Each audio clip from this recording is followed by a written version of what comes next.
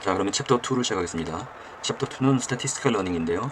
크게 두 개의 섹션으로 구성되어 있습니다. 하나가 Statistical Learning의 개념, 그 다음에 그 결과 만들어진 모델의 정확도를 판단하는 뭐 이런 얘기가 나와 있습니다.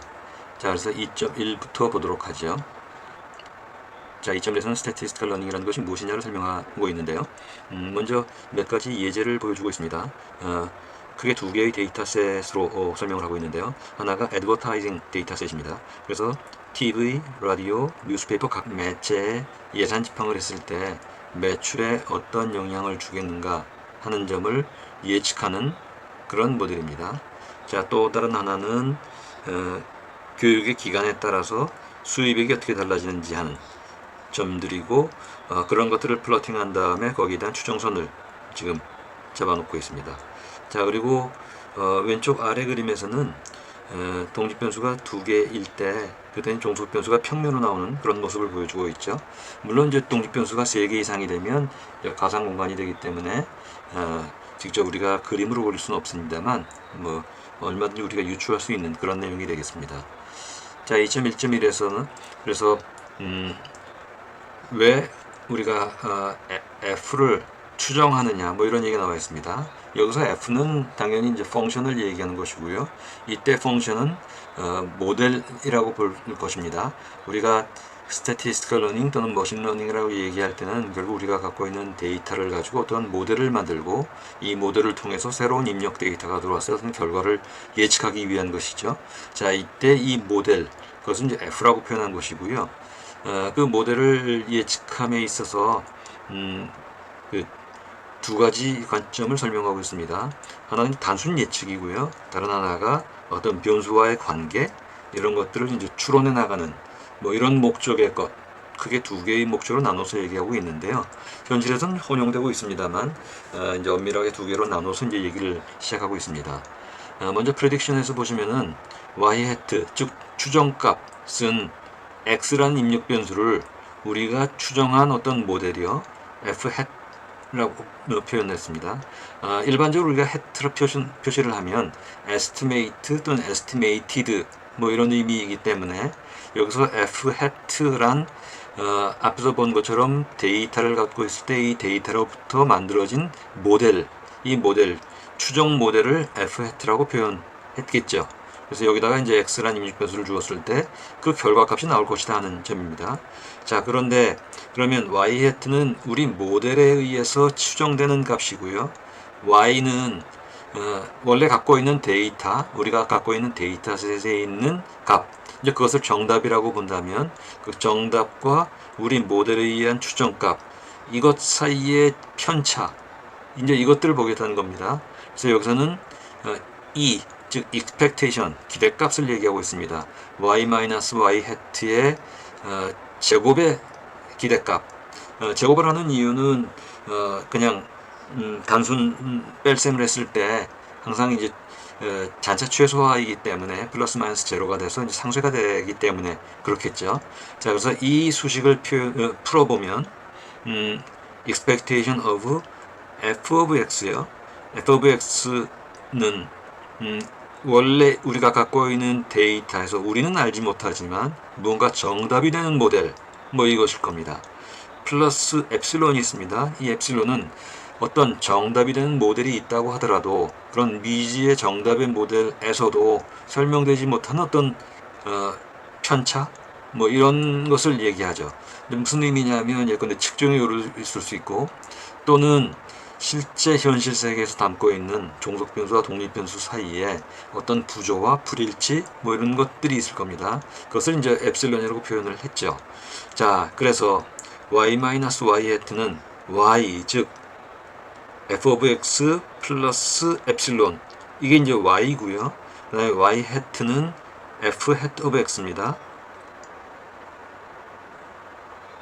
그래서 이것을 빼나가면 f of x 마이너스 f hat of x 이게 reducible error이고요. 그 다음에 엡실론 이걸 이제 variance of 엡실론이라고 표현을 하고 irreducible라고 표현을 했어요.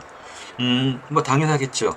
예컨대 어떤 정답이 되는 모델이 있는데 우리가 알 수 없지만 우리가 데이터를 가지고 만들어낸 모델 이 f hat of x라면 이 f hat of x를 얼마나 잘 만드느냐에 따라서 이 잔차는 점점 줄여나갈 수 있을 겁니다.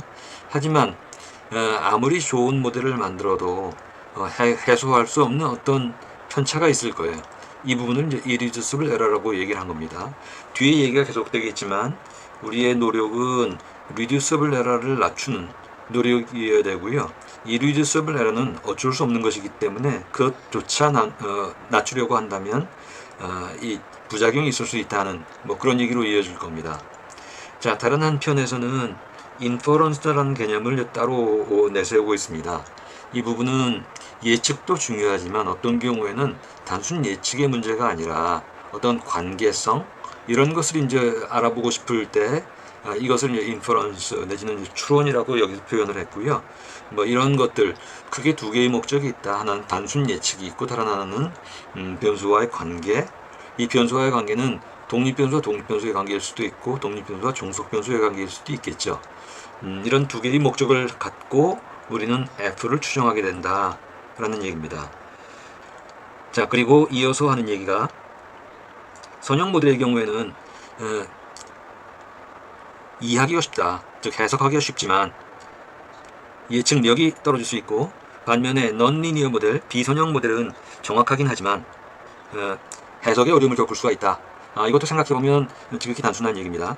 여기서 얘기하는 비선형 모델이라는 것은 예컨대 제곱수나 세제곱수 정도의 의미가 아니라 아주 변수가 많고 고차병 방정식 뭐 이런 경우에는 그 정확도는 높아질 수 있지만 해석력은 저해될 수 있다, 뭐 이런 얘기를 표현하고 있습니다. 자, 그 다음에 우리가 Y였다면 how를 보면은요, how 경우에 파라메트릭 메소드가 있고 넌 파라메트릭 메소드가 있다. 파라메트릭은 일반적으로는 뉴메릭 데이터를 중심으로 하는 것이라면 넌 파라메트릭 데이터는 뉴메릭이 아닌 어떤 카테고리컬이나 또는 오디널 데이터 뭐 이런 것을 주로 다룬다고 볼 수가 있겠습니다. 그래서 파라메트릭 데이터 경우는 진행을 할 때 먼저 어떤 어썸션을 잡고 그 가정 하에서 모델을 선택하고 모델 방법론을 취할 것인가를 결정한 다음에 데이터를 가지고 피팅을 시킵니다. 결국 무슨 얘기냐면 데이터가 있다면 데이터는 고정되어 있고요. 여기다가 모델을 맞춰나가는 겁니다. 데이터의 모델을 맞춰나가는 것이죠. 그걸 피팅한다고 합니다. 자, 그래서 이렇게 만들어진 것들, 그 모델, 추정 모델이 이렇게 잡혀 있다면 그것에 의해서 이때 각각 베타 1, 베타 2는 모델 계수가 되고 모델 파라미터가 될 겁니다. 그 다음에 x1, x2 같은 경우는 우리가 갖고 있는 데이터에서 입력 데이터가 되겠죠. 그렇게 적용을 했을 때 y와 근사하도록 우리가 모델을 만든다는 얘기입니다. 반면에 넌 파라메트릭 경우는 어떤 어썸션을 만든다는 모델을 만든다기보다는 어썸션 이 수치 데이터가 아니기 때문에 우리가 어떤 어썸션을 잡기가 어렵죠. 그래서 이때는 그런 어썸션에 의존하기보다는 모델을 맞춰나가는 작업을 곧바로 진행을 하게 됩니다. 자, 지금 우리가 인퍼런스와 그리고 프리딕션 뭐 이것들을 나누어서 얘기를 했는데 트레이드 오프 관계, 상반관계를 우리가 볼 수가 있습니다. 인터프리터빌리티는 변수 간의 관계를 우리가 해석하고 이해하는 그런 측면을 얘기한다면 플렉서빌리티는 예측의 정확도 뭐 이렇게 볼 수 있겠습니다. 앞서 우리가 리니어 모델 경우는 해석은 좋지만 예측력이 떨어질 수 있고 비선형 경우에는 예측력은 높아지지만 해석력이 저하될 수가 있다, 뭐 이런 얘기를 했는데 그것들을 여기서 지금 표현하고 있습니다. 여기 보시면은 우리가 가장 잘 알고 있는 것들을 기준으로 해서 한번 보도록 하죠. 여기 지금 보시면은 리스트 스퀘어가 있습니다. 최소 제곱법 내지는 최소 자승법. 그래서 이제 잔차 최소화에 의해서 하는 별기 분석 같은 것들 뭐 그런 걸 얘기합니다. 그걸 기준으로 본다면 그것은 비교적 해석력도 좋고 그리고 예측력도 좋아서 많이 사용된다고 할 수가 있겠습니다. 자, 그런데 여기에서 좀 더 정확도를 높이기 위해서 각 구간별로 나누어서 그것들을 서로 더해나가는 Generalized Additive 모델이 있습니다. 또는 디시전 트리나 아니면 랜덤 포리스트 같은 것들이요. 자, 그 부분에 대해서는 우리가 뒷부분에서 좀 보겠습니다만 그런 트리 기반의 모델이 있습니다. 자, 이것들은 이 리그레션보다는 해석력은 떨어질 수 있지만 정확도는 훨씬 더 높아질 수가 있습니다. 이 디시전 트리 같은 것들, 이런 것들 가지고 우리가 카테고리 변수를 예측할 수도 있지만 수치값도 예측할 수가 있죠. 랜덤 포리스트 역시 마찬가지입니다.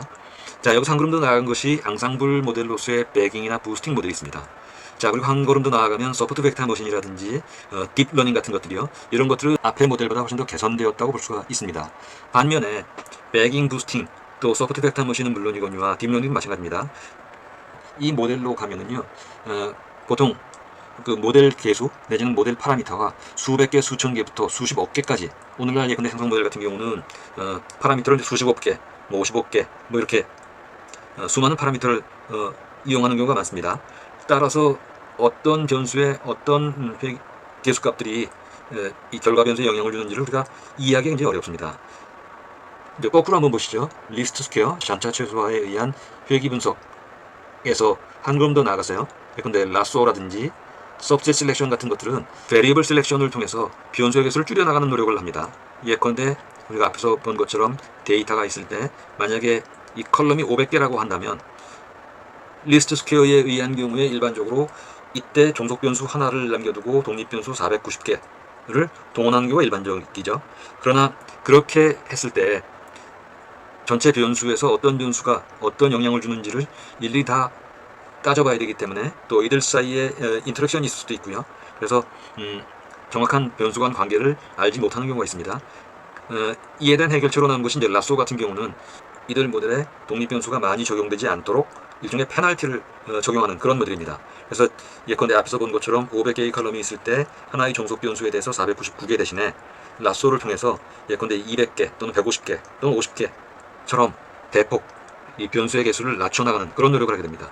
서브셋 셀렉션은 페널티가 아니라 아예 애초부터 모델을 만들 때 우리가 갖고 있는 데이터셋에서 극히 일부의 베리어블만을 독립변수로 적용할 수 있도록 하는 그런 모델이 서브셋 셀렉션입니다. 이런 통계학습의 다양한 모델들 각각이 해석력이나 또는 설명력에 있어서 서로 이제 트레이드오프 관계에 있다. 예측력이 좋아지다 보면 해석력이 떨어질 수 있고, 해석력을 강화시키다 보면 예측력이 조금 약화될 수 있다 하는 점들을 보여주고 있습니다. 물론 최근에는 이런 딥러닝 같은 경우에 이런 경우에도 무언가 그 설명, 변수 간 관계를 설명하는데 주안점을 둔 그런 모델, 그런 방법론이 많이 제시되고 있습니다. 그런 것들을 일반적으로 XAI라고 부르죠. Explainable AI 또는 Interpretable AI 뭐 이렇게 부르기도 합니다. 스태티스티컬 러닝에는 슈퍼바이스드와 언슈퍼바이스드도 있습니다. 익히 아시는 것처럼 변수 간의 관계를 통해서 진행을 할 때 슈퍼바이스드이고 그런 변수와의 관계를 무시하고 전체 데이터를 한꺼번에 바라보고 히든 패턴을 찾고자 하는 것이 이제 언슈퍼바이스드 러닝에 해당이 되죠. 그리고 세미 슈퍼바이스드 같은 경우는 그런 레이블드 데이터와 언레이블드 데이터가 혼합되어 있는 경우이고요. 예컨대 셀프 트레이닝이나 이런 방법론들이 제시되고 있습니다. 자, 그리고 슈퍼바이스드 러닝 중에서 또 일반적으로는 크게 두 가지로 나눠 보는데요. 하나가 리그레션과 클래시피케이션이겠습니다. 그래서 수치를 예측하는 경우는 리그레션이고요. 수치 데이터를 가지고 카테고리를 예측하는 경우는 이런 클래시피케이션에 해당이 되겠죠. 자, 그러면 이어서 모델 애큐러시에 대해서 살펴보도록 하겠습니다. 자, 모델의 애큐러시란 결국 얼마나 잘 피팅이 되었느냐 하는 피팅의 퀄리티라고 얘기할 수 있는데요. 일반적으로 많이 쓴 것이 민 스퀘어드 에러이죠.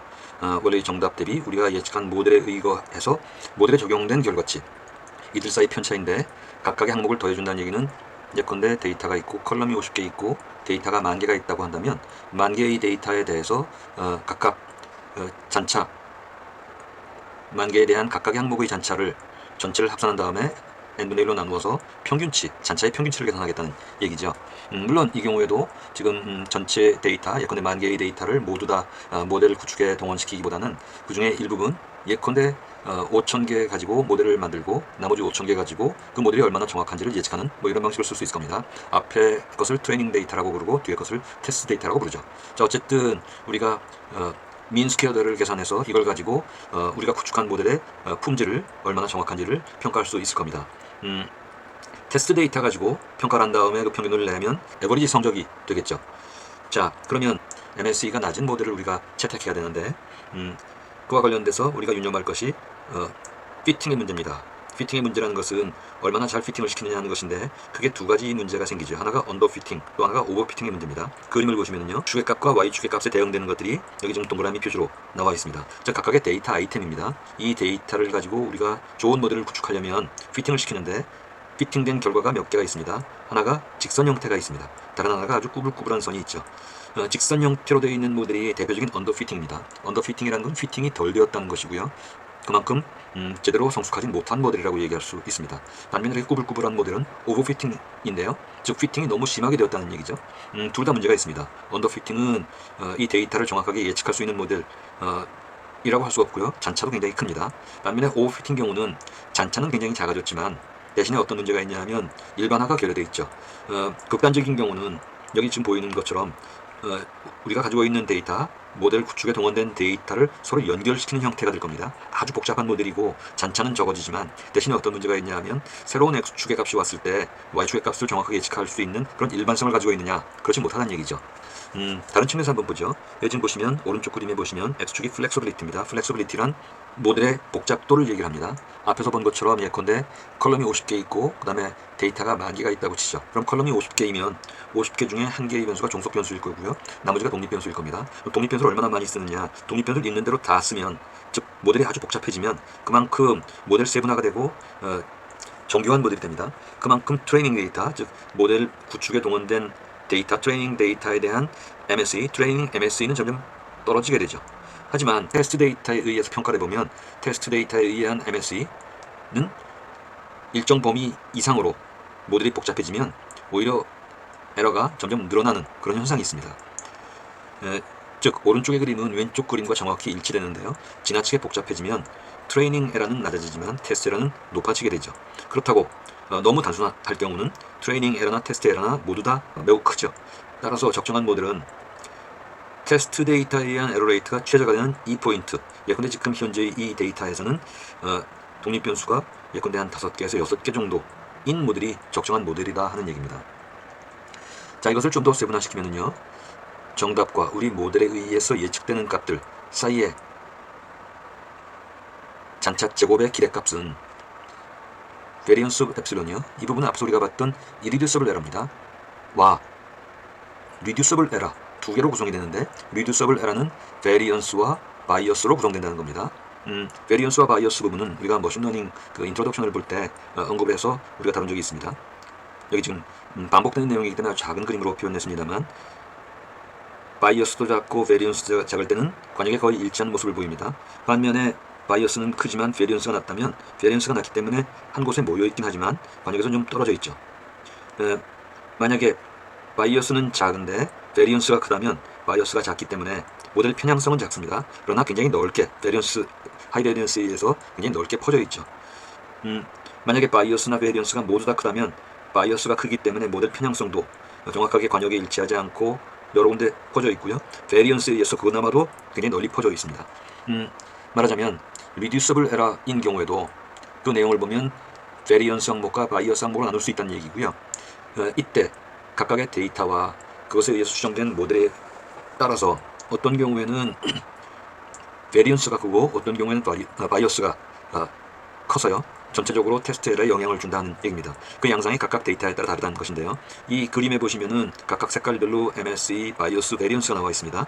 바이어스와 베리언스의 관계에 의해서 양상은 달라지지만 어쨌든 테스트 데이터로 보면 적정한 선이 있고요, 적정한 선이 있고 적정한 선이 있습니다. 결국 모든 평가는 테스트 에러를 중심으로 평가할 수밖에 없다는 얘기입니다.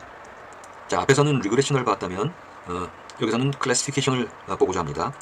리그레션에서는 MSE를 중심으로 모델의 평가 지표를 이용했다면 클래시피케이션에서는 에러율, 일반적인 에러율로 우리가 부릅니다. 그 에러율이라는 것은 정답과 우리가 예측한 카테고리가 정확히 일치하느냐, 일치하지 않을 때 몇 개나 일치하지 않느냐. 예컨대 앞에서 이 예를 보죠. 그러면 컬럼이 50개였고 5만 개의 데이터인데 그 중에 25,000개를 가지고 모델 구축을 했습니다. 지금 클래시피케이션의 예입니다. 그리고 나머지 25,000개를 가지고 테스트를 했어요. 테스트 데이터 25,000개를 가지고 테스트를 해보니까 그 중에 2만 개가 맞았고 5,000개가 틀렸습니다. 5,000개가 다르다면 전체 25,000개 중에 5,000개, 즉 20%의 에러 레이트를 가지고 있다는 얘기죠. 그래서 20%의 에러 레이트, 즉 80%의 정확도를 가지는 그런 모델이다. 결국 이런 클래시피케이션에서는 이 에러 레이트는 결국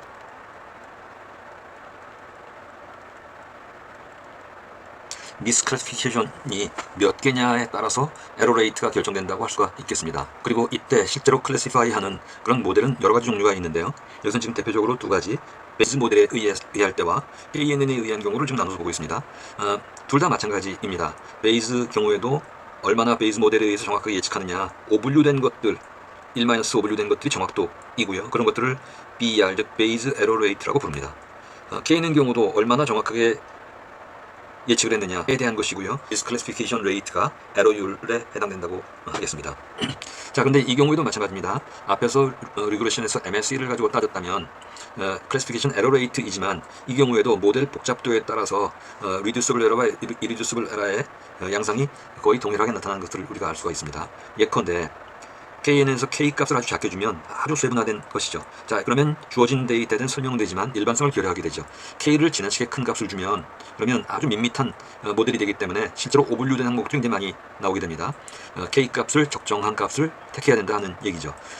결론적으로 리그레션에서의 MSE나 클래시피케이션 모델에서의 에러 레이트를 통해서 모델이 지나치게 단순하지도 않고 지나치게 복잡하지도 않은 밸런스를 갖춘 적정한 모델을 선택하는 게 중요하다는 얘기고요. 이제 그 관련해서는 우리가 뒷부분에서 여러 가지 기법을 통해서 그런 적정점을 찾아나가는 그런 노력을 하게 될 겁니다. 자, 그러면 이어서 실수로 넘어가도록 하겠습니다.